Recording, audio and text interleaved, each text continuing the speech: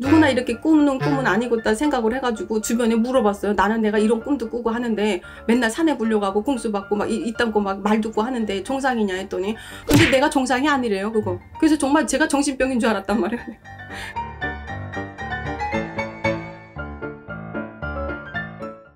안녕하세요, 선생님. 안녕하세요.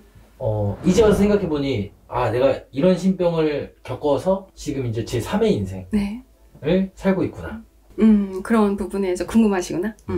뭐 이렇게 말하자면 길지만 그래도 제가 겪었던 것 중에 보면은 겪지 말아야 될 것들을 너무 다사다난하게 겪었다고 생각을 해요. 일단 죽을 고비도 많았고 그 신병 앓는 사람 중에 다 저처럼 똑같지는 않아요. 일단은 한국에서 내가 점사를 보면서 이제 신병 앓는 사람들을 보니까 우울증, 조울증, 공황장애는 기본적으로 오더라고요. 저는 한국에 와서 그거는 받기 전에 이렇게 알았지만 이게 단계가 있고 강도가 있어요. 어느 년도에선 이렇게 하고 뭐 이 년도에선 또 어떻게 하고 이렇게 다 뭐 매년 매해 그게 신병이라고 하죠. 그게 다 다르더라고요.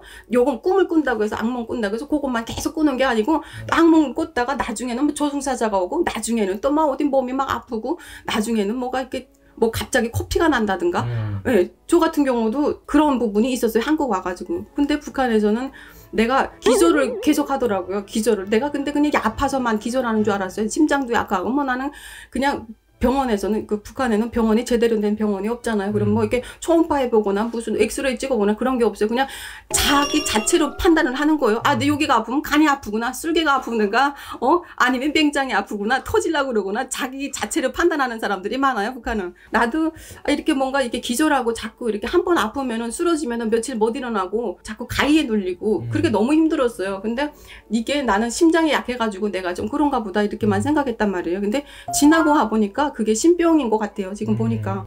그러니까 코피가 계속 나왔어요. 저 같은 경우에는. 그리고 악몽에 자꾸 시달린 것도 있고, 그러니까 가위에 눌리는 거 기본이고, 그러니까 까무라친다고 그래요. 북한에서는 이게 갑자기 이렇게 얘기하다가 까무라쳐요. 날 몰라요. 근데 막 여기가 침이 막 이렇게 인중에다가 북한은 이렇게 이렇게 까무라쳐도 병원에 가도 없어요. 약 같은 게 없으니까 그냥 주변에 밤 12시고 1시고 침 넣는 선생님들이 있어요.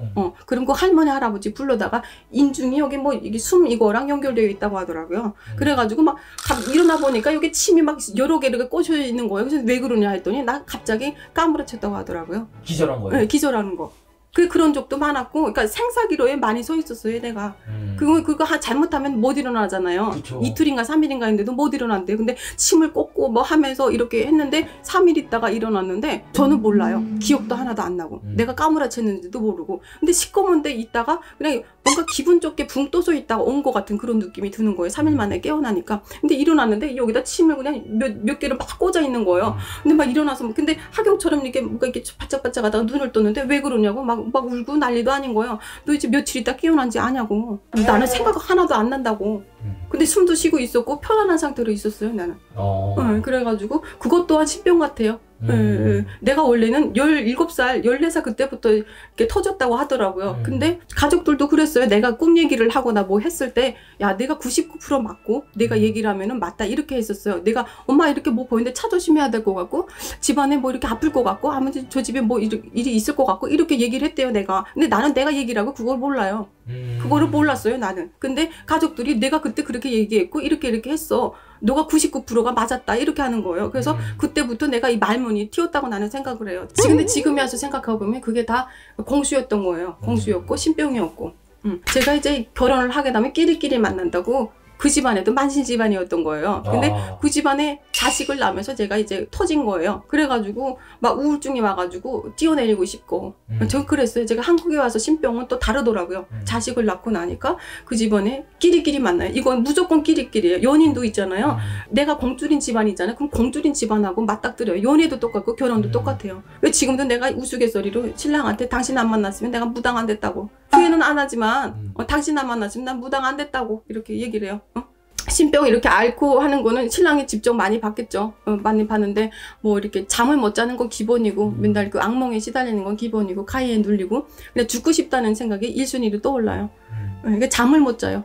맨날 이렇게 산에 가서 또 불려오고 공수 같은 거 산에 가면 계속 할머니들이 성 끌고 가서 계속 공수 주고 신의 말을 했었어요. 어떤 때는 또 뭐 병원인데 어떤 여자분이 수술하다가 30대 갔는데 정말 수술 잘못해서 갔다 이렇게 뭐 소송으로 이루어진다 막 이런 얘기까지 하고 다 공수인데 내가 손님을 봤으면은 그때 그 공수를 줬겠죠. 어떤 분이 찾아왔을 때 아 이렇게 돼서 갔다 이렇게 얘기를 했겠죠. 근데 내가 그때는 뭐 그것도 뭐 받기 전이고 하니까 아 지금에 와서 생각해보면 다 그게 공주니까 손님이 왔으면은 그때 자살하신 분 있고 뭐 묘를 잘못 써서 합장을 해서 너네 집안에 뒤집어졌구나 이런 얘기를 했겠죠. 근데 무당이 되기 전에 그런 거를 이제 받다 보니까 아 이게 나는 누구나 이렇게 꾸는 꿈은 아니겠다 생각을 해가지고 주변에 물어봤어요. 나는 내가 이런 꿈도 꾸고 하는데 맨날 산에 불려가고 공수 받고 막 이딴 거 막 말 듣고 하는데 정상이냐 했더니 근데 내가 정상이 아니래요 그거. 그래서 정말 제가 정신병인 줄 알았단 말이에요.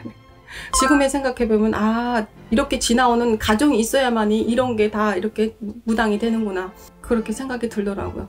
네. 신받기 전에 10년 전이에요. 10년 전에 제일 기억에 남았던 거는 가위가 계속 눌렸었어요. 근데 이렇게 갓순 젊은 남자가 여기 와서 정말 딱 누워있는데 제가 직장을 가려고 딱 눈을 뜨면요 그 사람이 꼭 와 있어요. 제 목을 두르고 갓을 이렇게 시꺼멓게 썼어요. 정말로 이렇게 와 있어요. 근데 제가 일어나려고 안간힘을 쓰고 미친놈아 이렇게 하면서 다 뜨고 일어나긴 해야 되겠고 집도 다 보이는 거예요. 불도 다 켜져요. 근데 너무 눌러버리니까 내가 숨도 못 쉬고 못 일어나겠는 거예요. 그런 게 계속 반복이 됐었고 그래가지고 내가 야 이거 너무 내가 심적으로 약해지고 뭐 하다 보니까 그때 뭐 사람들이 나보고 너 너무 말라가지고 너 다이어트 하느라고 너 약해져서 그런다 맨날 이런 식으로 했어요. 가족들도 내가 마냥 그 다이어트하고 안 먹고 한다고 제가 먹을 수가 없어서 신병하는데 어떻게 먹냐고. 신병하는데요 밥도 안 먹겠어요. 그때는 살이 그냥 빠진 거네. 그냥 빠진 건데 나한테 다이어트 한다고 내가 그거 허약해서 그런 잡게 보이고 막 저거 헛것이 보이고 말이야 그거 그래서 그런다고 맨날 그런 식으로 몰아갔어요. 나 안 인정했었어요. 나도 인정하기도 뭐 인정도 못했거니와.